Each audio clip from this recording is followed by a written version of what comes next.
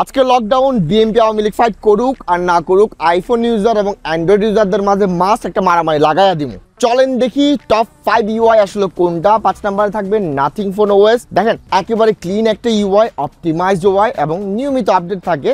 So 4 number পজিশনে থাকবে অ্যান্ড্রয়েডের বাপ পিক্সেল ওএস। অ্যান্ড্রয়েডের বাপ, তারপরও না খুব বেশি ক্লিন লাগে না, এক্সট্রা কোনো ফিচার তারা অ্যাড করে নাই, দ্যাটস ওয়াই 4 নাম্বার পজিশনে। 3 নাম্বারে থাকবে আইফোন ওএস। হ্যাঁ, আইফোন ইউজাররা এগ্রি করবে না, তাদের মধ্যে এইটাই 1 নাম্বারে, কিন্তু বাস্তবতা হলো যারা ফোন নিয়মিত সবগুলো ইউজ করে তাদের কাছে এটা থার্ডই থাকবে। 2 নাম্বার পজিশনে থাকবে OnePlus ওএস। দেখেন এই ওএসটা আমি পার্সোনালি অনেক পছন্দ করি। স্পেশালি রিজনটা হলো অ্যান্ড্রয়েডের ওএস একটা সময় তেমন একটা ভালো ছিল না, ওই ইউআই তেমন একটা ভালো ছিল না।